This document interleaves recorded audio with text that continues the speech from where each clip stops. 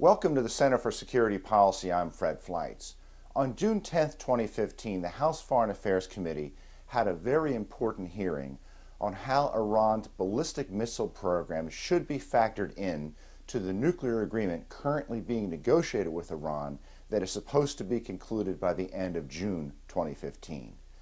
Two of the witnesses at this hearing, retired Lieutenant General Michael Flynn, who used to head the Defense Intelligence Agency under this administration, and Ambassador Robert Joseph, who used to be Undersecretary for Arms Control and International Security in the Bush administration, had some very important comments, not just about Iran's ballistic missile program, but about the advisability of the nuclear deal being negotiated with Iran. I want to first start with excerpts from General Flynn's presentation. Number one, to begin with, the nuclear deal that will likely be concluded this summer suffers from severe deficiencies, as you have all highlighted. Number two, Iran has every intention to build an ICBM and a nuclear weapons program.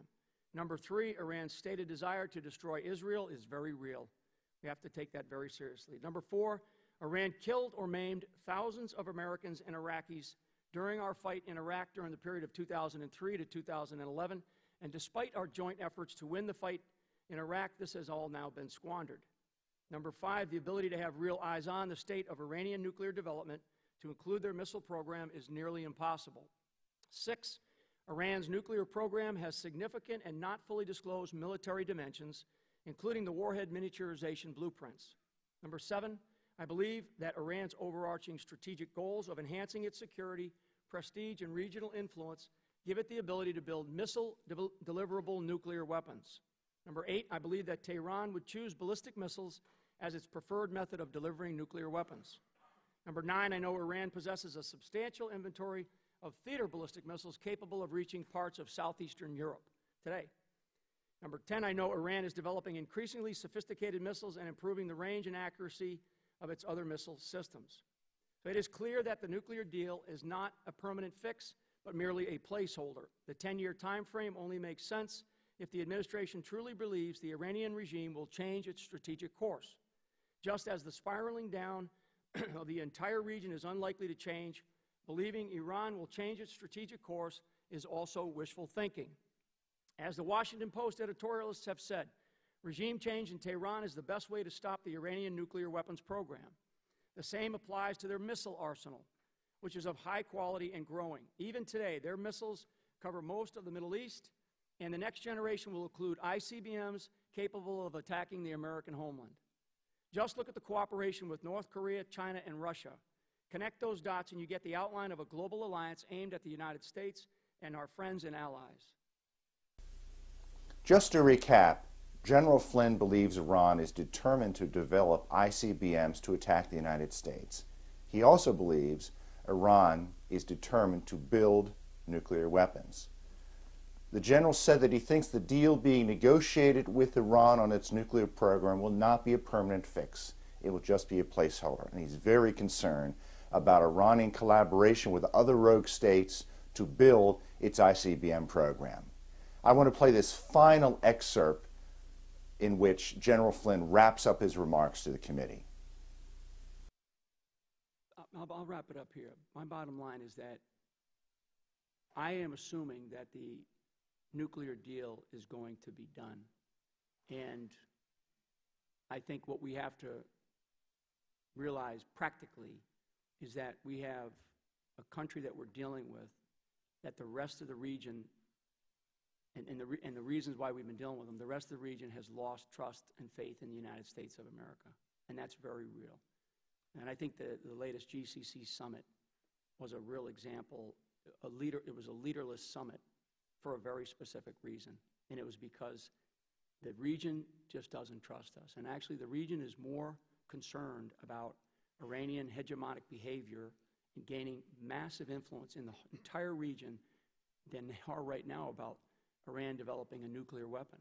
Now, the development of a nuclear weapon and its ballistic missile component is something that I firmly believe is going to happen, and we just don't have that kind of track record in the pack for tracking that. So, I don't think General Flynn could be clearer about the threat he sees from Iran's nuclear program. Next, I want to play an excerpt from Ambassador Robert Joseph's presentation to the Foreign Affairs Committee. The stated goal of the P5+1 has evolved from denying Iran a nuclear weapons capability to temporarily extending the breakout time, a change that recognizes Iran as a nuclear weapons threshold state. So even in the unlikely circumstance that all U.S. negotiating goals are met, after the restrictions are lifted in 10 or more years, Iran would again possess the capacity to break out within a few months or even weeks. And that's the best case. In fact, the missile-nuclear relationship is critical in any nearer-term breakout scenario. For this reason, failure to limit ballistic missiles must be considered one of several central flaws in the emerging agreement. One argument used to justify excluding missiles is that if Iran's nuclear weapons capability is precluded by the agreement, the threat of a nuclear-tipped missile goes away. There are a number of assumptions on which this argument is based. It assumes that permitting a large-scale enrichment capability is compatible with the goal of denying Iran a nuclear weapon. It assumes that the 12-month breakout time is meaningful. It assumes effective verification. And it assumes that the international community will respond to cheating before Iran can mate a nuclear weapon to a missile. In my view, none of these assumptions holds up under scrutiny. Any agreement that allows Iran to continue to build its missile force while permitting it to maintain and, in fact, expand its nuclear capability will have severe negative consequences for the United States and our friends and allies. The threat to U.S. forces, to the U.S. homeland, to our NATO and Gulf allies, and to Israel will increase, not decrease, under the anticipated agreement. Another consequence of a bad agreement is the increased prospect for proliferation. One likely result will be decisions by other states to acquire a similar capability. These states, Saudi Arabia, perhaps Turkey, perhaps Egypt, and others, will want to ensure that they are not one step behind Iran, unleashing the proliferation dynamic. And an agreement that effectively provides a stamp of approval for Iran's nuclear activities will only give encouragement to other proliferators.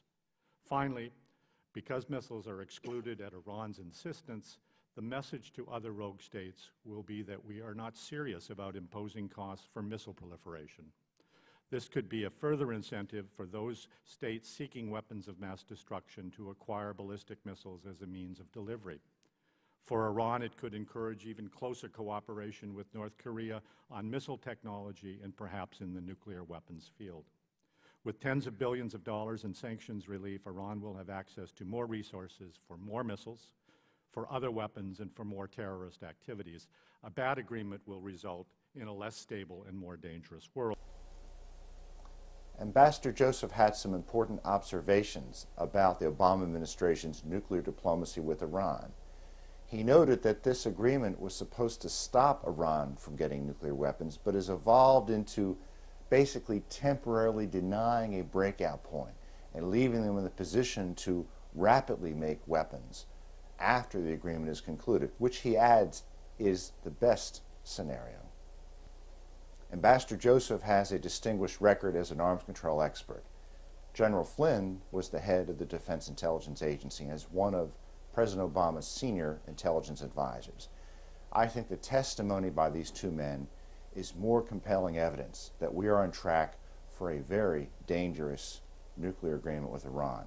And not just because it will allow Iran's nuclear infrastructure to continue, with none of it being disassembled or shipped out of the country or destroyed, but because of a major omission, the omission of Iran's growing ballistic missile program, which poses a threat to the region, to Israel, to Europe, and to the United States. The Center for Security Policy has launched a major campaign on the Iran nuclear talks. You can learn more at our new website, irantruth.org, and you can always learn more about our analysis on this and other issues at our main website, securefreedom.org. I'm Fred Fleitz. Thanks for watching.